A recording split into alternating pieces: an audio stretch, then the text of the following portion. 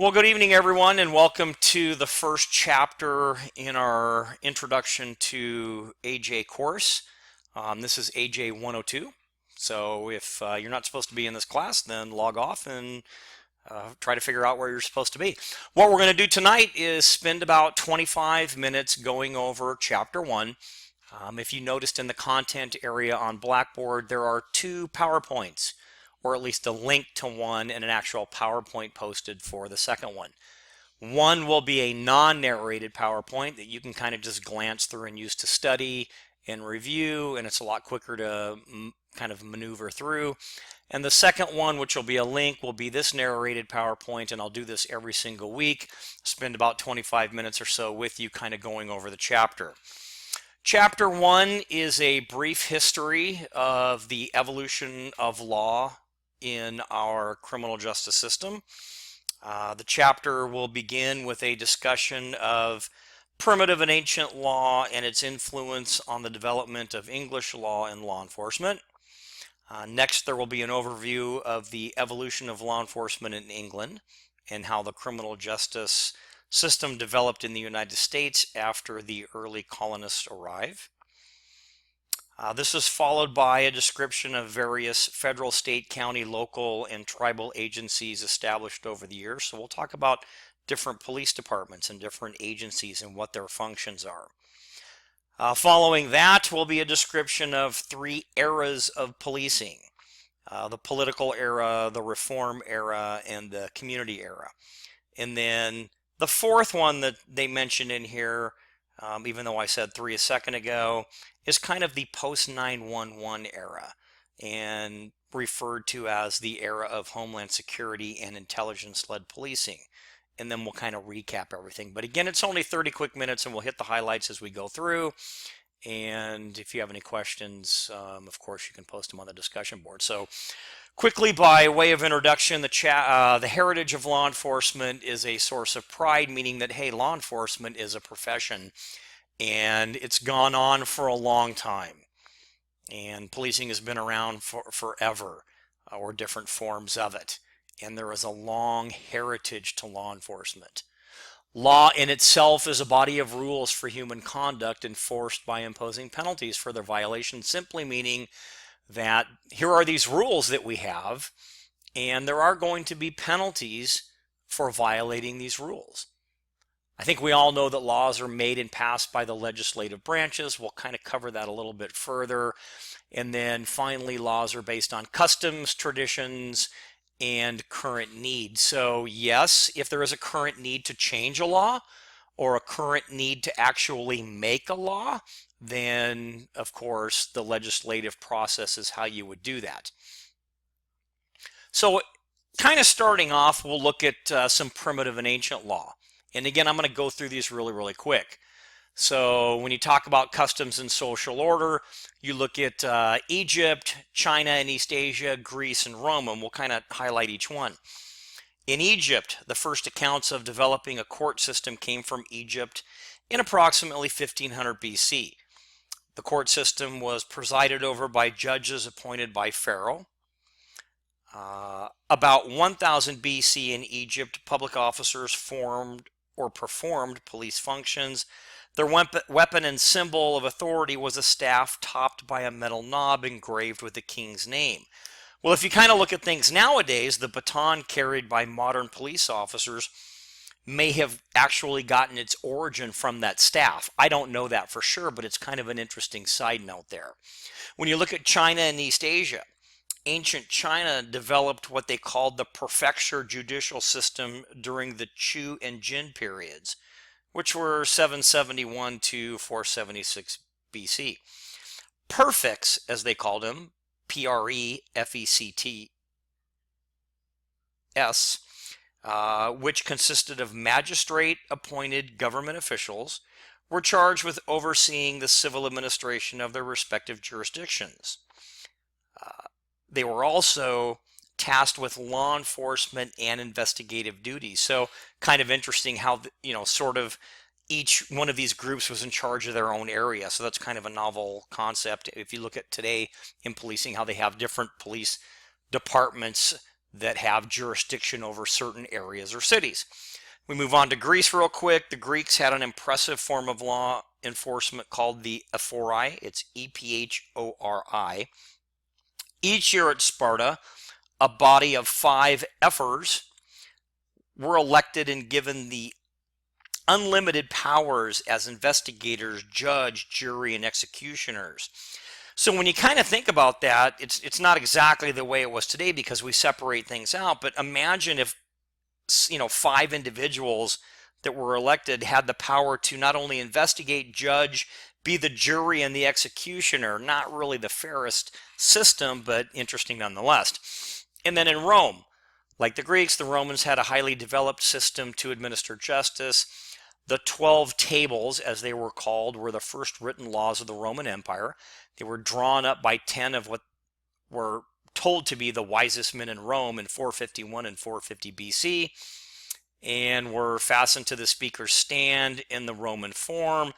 The tables dealt with legal procedures, property ownership, building codes, marriage customs, and punishment for crime. So again, maybe the first sign of laws that were, published out there and people kind of knew what the laws were. So, just some kind of primitive and ancient law overview, if you will. Next, we kind of move on to English law and law enforcement, talking about some milestones. And the first one would be the Anglo-Saxons and the tithing system. The Anglo-Saxons grouped their farms around small self-governing, self-policing villages. When criminals were caught, the punishment was often severe. Sometimes, however, the tribe would let the offenders prove their innocence through battle or through testimony by other tribe members willing to swear that the accused was innocent. Kind of like if you look at today, we have a judge, jury, and witnesses. So, kind of an interesting thing. Additionally, the tribe sometimes allowed the criminals to pay a fine for committing a crime or to work off their debt. Okay, some very, very similar to some of the things that we do, nowadays. One other thing of note, when you talk about how they kind of group together in those small self-governing and policing agencies, they had what they call a tithing system. And the tithing system was basically established the principle of collective responsibility for maintaining local law and order by organizing families into groups of 10 families known as basically a tithing. So that's kind of how they would group things together. And, again, very, very interesting. So next, the Norman Franklin pledge system. In 1066, William the Conqueror, a Norman, invaded and conquered England. As king of the conquered nation, William was too concerned about national security to allow the tithings to keep their system of home rule. He established 55 military districts, each headed by a Norman shire, which is SHIR-REEVE, who answered directly to the crown. The Normans later modified the tithing system into what we call the Frank pledge system. This system required total loyalty to the king's law and mutual local responsibility of all free Englishmen to maintain the peace. But if you go back for a second and you look at that word, shire, think about that. That was the top official of a shire or a county, basically, kind of equivalent to the sheriff of today. So that's where that word kind of morphed and came in to be, sheriff. So you have shire, which is that, person in charge, to the sheriff now, which is the top official basically in the county. So you've heard of it before, the county sheriff. So hopefully that kind of makes a little bit of sense. Then we move on to the 12th century. William's son, Henry I, ruled England from 1100 to 1135 and issued what they call the Leges Henrici, and that's Henrici, establishing arson, robbery, murder, and crimes of violence as being against the king's peace. This set the precedent for certain crimes. A person is punished by the state rather than by the victim. So basically, what this Henrici made law enforcement a public matter and separated offenses, kind of, if you look at it, into maybe felonies and misdemeanors. So it took out some of these hardcore crimes as opposed to kind of the basic crimes. So very, very interesting on how some of these things kind of look like things, of today. We move on to the Magna Carta. Just by definition, the Magna Carta was a decisive document in the development of constitutional government in England that checked royal power and placed the king under the law. So it was a precedent for democratic government and individual rights. It laid the foundation for requiring rules to uphold the law. It forbid taxation without representation, required due process of law, including trial by jury, and provided safeguards against unfair imprisonment. So again, you're looking way back, but you're seeing some things that are similar now. And some of those things, when you talk about trial by jury and unfair imprisonment, those things are like still, things that we hold near and dear to us today. And then you look at the next 500 years, just kind of summarizing. Several interesting developments in law enforcement occurred in the following centuries. In 1285, King Edward I established a curfew and a night watch program that allowed the gates of Westminster, then the capital of England, to be locked, keeping the city's occupants in and unwanted persons out. Bailiffs were hired as night watchmen to enforce the curfew and guard the gates. Edward I also mandated that groups of 100 merchants be responsible for keeping the peace in their districts, again making law enforcement kind of a local responsibility. This system of law enforcement, called the watch and ward system, provided citizens protection 24 hours a day, with a day shift called ward and the night shift called watch. Well, similar to what we have now, we have day shift and night shift. And actually we have different, we have kind of cover shift and all those things in today's law enforcement. But, this is kind of where a lot of this stuff basically started. So very, very interesting. So now let's move on to cover a little bit of early law enforcement in the United States. And, the first U.S. police forces. These are things that we're going to cover. Police investigators, detectives. We're going to talk about, just barely about, slave patrols, evolution of city police, and what we call the vigilante movement. So these are all, different things that we're going to kind of go through very, very quickly. So we've looked at early law enforcement in the United States. When the English colonists came to America, they brought with them a lot of different traditions, including traditions in law enforcement. From the beginning, they were concerned with avoiding anarchy. And a couple of terms kind of came out of that. The sheriff, the principal law enforcement officer of a county, we've kind of already covered that. The first police forces in the United States were developed in Boston, New York, and Los Angeles. Really quickly. In 1631, the Boston court established a 6-man force to guard the city from sunset to sunrise. The first night watch in America. So that's kind of cool. In 1636, a town watch was created and stayed in effect for more than 200 years. At first, the primary function was to ring a bell in case of fire. In 1702, the police were to patrol the streets in silence. In 1735, they were required to call out the time of day and the weather. So kind of walking around, kind of on foot and maybe riding horses and, kind of taking care of their communities. In New York, the first colonists in New York, then called New Amsterdam, were the Dutch who settled on Manhattan's Island South End.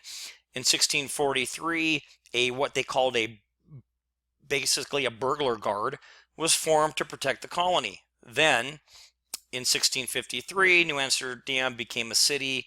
Population was very small, about 800, and the burglar guard was changed to what they call a rattle watch group of night patrolling citizens armed with rattles to call for help. So they would walk around, shake doors, and make sure everything was locked and what have you. In 1844, the New York City Police Department established the first modern, round-the-clock, paid American city police force, modeled after London's Metropolitan Police. Soon after that, other cities followed in suit, including Chicago, Cincinnati, New Orleans, Philadelphia, Boston, Baltimore, and San Francisco. Well, if you're looking more locally, in Los Angeles in 1850, California became a state, and Los Angeles incorporated as a city with a population of a little over 1,600. Kind of amazing now how many people are there. During its first year, the city elected a mayor, a city marshal, and a sheriff. The sheriff's duties involved extensive patrol on horseback, etc. In 1853, the city council established a police force of 100 volunteers called the Los Angeles Rangers. 4 years later, they were replaced by the Los Angeles City Guards, who were charged with maintaining peace. Finally, in 1869, the police force changed from a voluntary organization to a paid police department. So, again, kind of looking back, when you talk about detectives or investigators, at about the same time New York was adopting a full-time police force, a gentleman by the name of Allan Pinkerton was setting the stage for early police investigations in Chicago. Pinkerton, who immigrated from Glasgow, Scotland to the United States in 1842, played a significant historical role in modern police investigations. He was appointed the first detective in Chicago in 1849 and was co-founder of the Northwestern Police Agency that later became known as the Pinkerton National Detective Agency, a very, very famous agency. It's kind of very historical. So when you look at evolution of city police, when city police were first established, their only contact with their departments was face-to-face meetings or messages. One early means of communicating was a telephone pole light system to notify when a call was waiting for a response. Meaning it was a big pole with a light, when a call came in, the light would go on, and the officers knew that they had a call.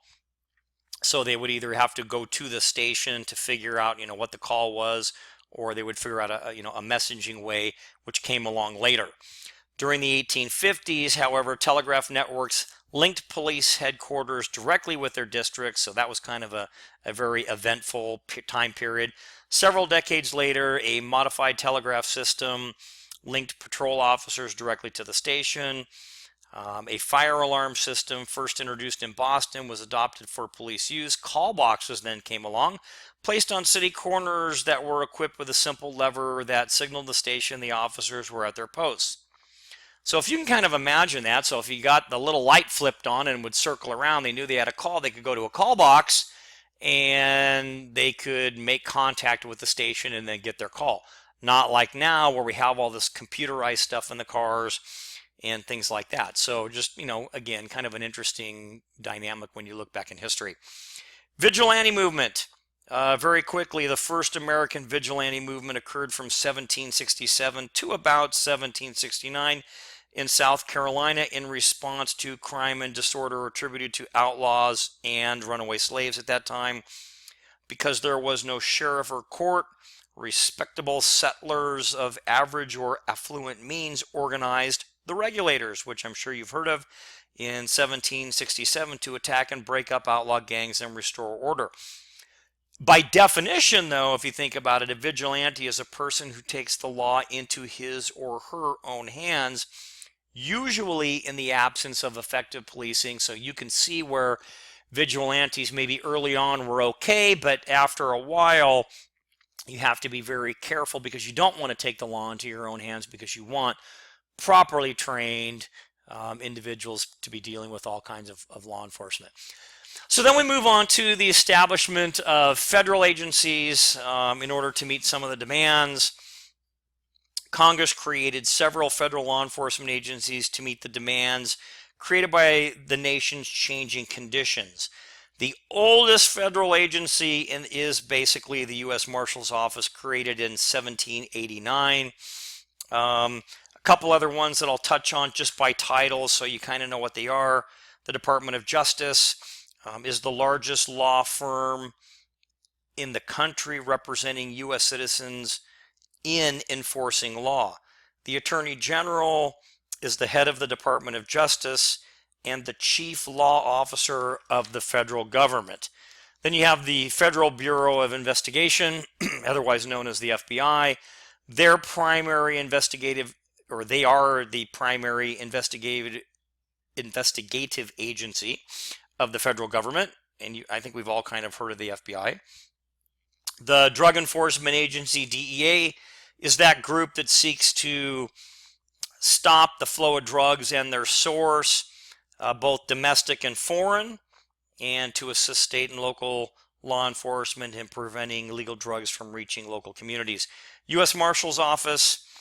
Marshals were appointed by the president and are responsible for seizing property both in criminal and civil matters to satisfy judgments issued by federal court, and second, providing physical security for U.S. courtrooms, third, transporting federal prisoners, and four, protecting government witnesses whose testimony might put them in jeopardy. There's the Immigration and Naturalization Service, or INS. There's the Bureau of Prisons, known as the BOP. The Department of Treasury has a couple of different entities underneath it: the Bureau of Customs, the Internal Revenue Service, and the Secret Service. Secret Service, since you've heard of it, and it is kind of out there as one of those top agencies, next to FBI, established in 1865 to fight currency counterfeiters. In 1901, it was given the responsibility of protecting the President of the United States, the President's family, the President-elect, and the Vice President. So you've all heard of the Secret Service, though, I think. ATF, or the Bureau of Alcohol, Tobacco, and Firearms. Primary deals with firearms and ammunition and sometimes explosives and things like that. So there are some other federal agencies that are out there that are interesting, that do have law enforcement entities or branches. U.S. Postal Inspectors are one. Coast Guard is another one. Military police would be another one. All of them have law enforcement kind of built into them, along with investigators, intelligence agents, and so forth. So when you look at how a department is structured, this is kind of a very quick down and dirty slide of the federal agencies that we talked about. So you have the Attorney General on top. You can see, how this organizational chart kind of goes all down. I'm not going to go through the whole thing. I'll let you look at it at your leisure. So when you look at the establishment of state agencies, these are our state counterparts. So we have federal agencies and we have state agencies. And many federal agencies have state counterparts, including state bureaus of investigation and apprehension, state fire marshal division, as well as departments of natural resources, human rights, and things like that. The Texas Rangers were the first agency similar to our present state police. They were commissioned in 1874. Today, most visible forms of state law enforcement are basically state police, who have general police powers, enforce all state laws, but do not usually work within municipalities, meaning that they're not, patrolling the streets, if you will, in the city of San Jacinto, or something similar like that. Highway Patrol, a very large state agency, State Highway Patrol, focus their attention on the operation of motor vehicles on public highways and freeways, enforcing state traffic laws and all laws governing the operation of vehicles on states' public highways. So the big ones that we know of would be the California Highway Patrol and then the state police. Those are ones that basically are kind of more at the forefront. We look a little bit deeper. We look at county agencies. The main county agencies would be the county sheriff, usually elected. State law establishes the powers and duties of the county sheriff, who also is the coroner, or medical examiner, not the physician way that you think of, but it's the county sheriff slash coroner. That's usually the person's title. So many state constitutions have designated the sheriff as the chief county law enforcement officer. The sheriff, again, is usually elected locally for a 2 to 4 year term. And of course, they work hand in hand with, your local law enforcement agencies. So when you look at local law enforcement agencies, I'm not going to go through a lot of these, but we'll kind of go through. We have things like townships and special district police. The United States has approximately 19,000 townships, which vary in scope of governmental powers and operations. The actual word constable, we'll take a second and talk about that because it's kind of interesting. Sorry, I kind of got off track. Several states have established the office of constable, usually an elected official who serves at a township, preserving the peace and serving processes for local justice courts. The constable may also serve as a tax collector, enforce city codes, be in charge of the pound or animal control, and also be authorized to execute arrest warrants or transport prisoners. Marshals, in some parts of the United States, the marshals serve as a court officer, serving writs, subpoenas, and other papers issued by the courts. They also escort prisoners from jail or holding cells to the courthouse. That has kind of changed a little bit in some places now. I can speak for San Bernardino County, where the county sheriff has now taken over that particular duty, but they are still there. And then municipal police, excuse me, these are the ones that we see pretty much every day. The United States has more than 40,000 police jurisdictions and approximately 450,000 police officers, all with similar responsibilities, but with very limited geographical jurisdictions, meaning that they all work in their own separate areas. If it's a contract city, then the county sheriff would handle that. But if it's a city municipal police department, it would basically be the local municipal law enforcement agency that would handle that, if that makes any sense. Quickly, tribal law enforcement. There are more than 200 police departments across the United States, overseen by the Bureau of Indian Affairs, what they call the BIA. Nearly all of these agencies respond to calls for service. Many operate one or more jails. Some have different kind of policing units, just like a larger sheriff's department have. So, when it comes to mounted patrol, it depends on jurisdiction. So, again, tribal agencies, have law enforcement powers, just like the other ones. Quickly, overlap. I'm not going to spend a lot of time on this, but sometimes we have these things called overlapping jurisdiction, meaning that there are agencies, obviously, that butt up against each other. And, there might be a county pocket area next to a city, or in the middle of a city, there's a county area. Just as on some of the highways might run through some of the cities, and you might have CHP. So you have this overlapping jurisdiction thing. So there is the possibility of duplication on things.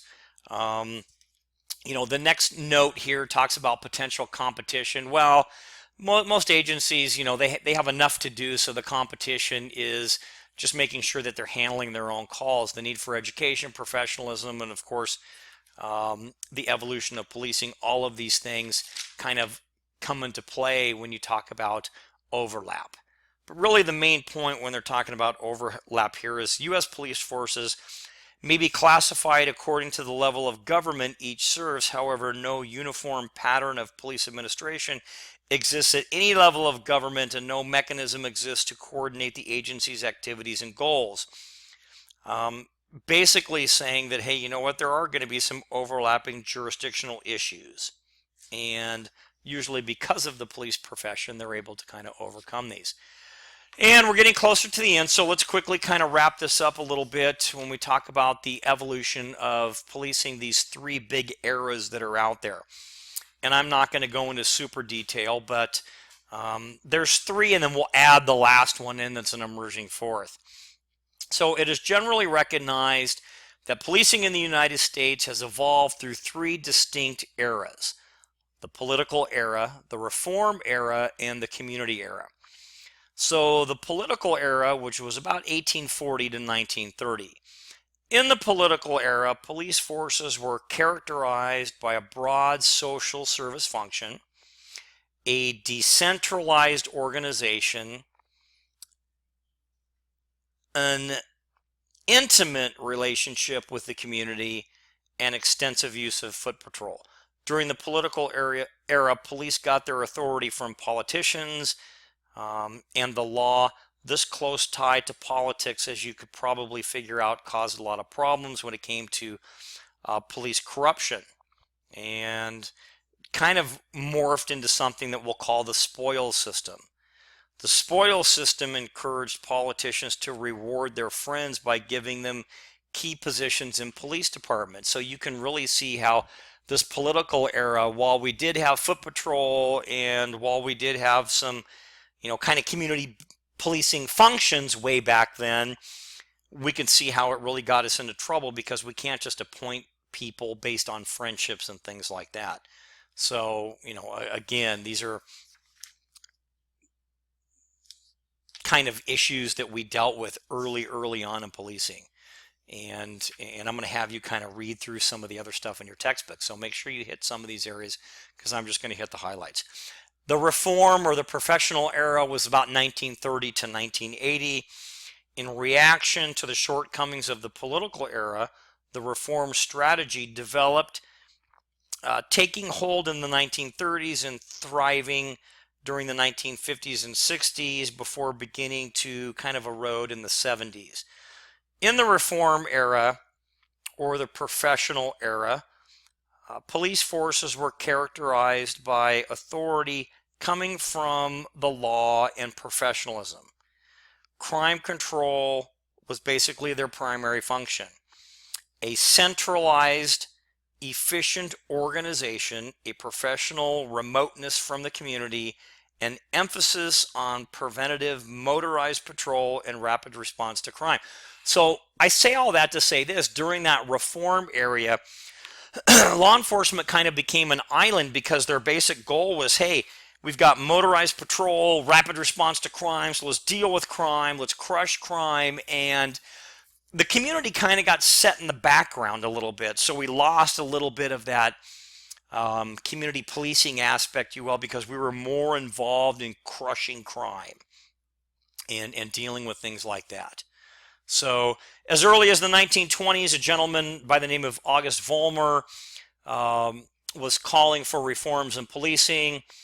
Vollmer was the first town marshal and then police chief in Berkeley, California from about 1905 to 1932. Vollmer is often called the father or dean of modern police administration. And he basically, kind of got things going in the realm of law enforcement. One of Vollmer's protege, a gentleman by the name of O.W. Wilson, became the primary architect of the reform era and the style of policing known as the professional model. Wilson accepted a professorship at the University of California, Berkeley, and in 1947 he founded the first professional school of criminology. So again, kind of interesting as we look back on how we kind of morphed in law enforcement. And along with this reform area came a lot of different commissions. And in your textbook, I think it's page 32 or somewhere around there, you have the President's Commission on Law Enforcement and Administration of Justice, the National Advisory Commission on Civil Disorders, National Commission on the Causes and Prevention of Violence, the President's Commission on Campus Unrest, the National Advisory Commission on Criminal Justice Standards and Goals. So all of these different things started to come about, along with different programs: the Law Enforcement Education Program, the Law Enforcement Assisted Administration, the National Institute of Justice, very important, NIJ, advancement for women and minorities. So all of these things started to come out in that particular era, and I'm going to leave it to you to kind of look a little bit more into some of that. And then the last one here, the community era, 1980 to present, basically. Paralleling challenges being made in the business world, many police departments became customer oriented. So we've kind of switched back. We were in that reform area of crushing crime and numbers and things like that. And we started to move back into that customer oriented area, viewing people within the community as customers of police services. Just as in business, it is important to know what the customer really wants and needs. So in policing, it became important to know what the citizen and the community needed. So this is where we started to kind of go back. In contrast to policing during the reform era, which was reactive, responding to crime after it was committed, policing during the community era was more proactive, seeking to find the cause of crime and trying to rectify the problems, thereby deterring and even preventing crime. So we had these, it actually works a lot better. Just kind of trust me on that.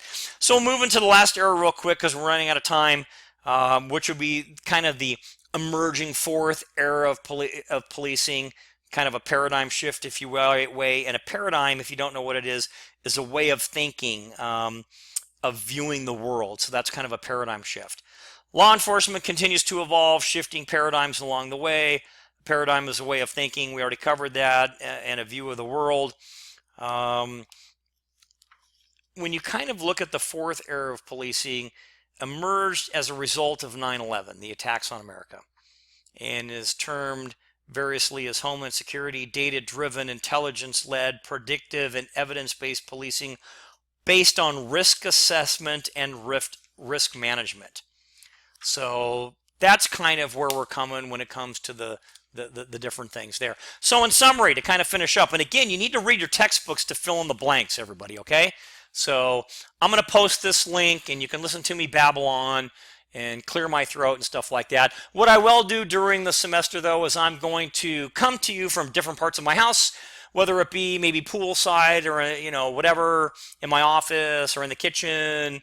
Maybe I'll even eat in front of you or something like that, but I'll give you a different view every week. This one, I didn't have any view. I just kind of wanted to get this one done and out there and see how it works. And to me, hey, I sound pretty good. I should have been a radio host. But anyway, in summary, many features of our present system of law enforcement are borrowed from the Greeks, Romans, and particularly the English. And you saw that early on. We briefly touched on the Magna Carta. That was a significant development. Sir Robert Peel, I'm going to let you look him up. Okay, he was a Bobby. Peel's proposals resulted in the organization of the first police force in England. Huge, because that's where we got a lot of our stuff. And then finally, early American settlers brought with them several features of English law enforcement and English law that we still use today. I'm at about 37 minutes, so I went over just a little bit, but sorry about that. And that's going to be it for the chapter 1. So maybe we'll talk. Maybe we'll make these videos like 40 minutes long. But anyway, that's it for that. But make sure that you do please read your textbook to fill in all of the blanks. And keep in mind the quizzes that I posted. And I'm going to use the last minute to say this. Those quizzes are super important, because if you do well on the quizzes, you're going to ace your chapter tests. Use the quizzes as a base to study your chapter tests, okay?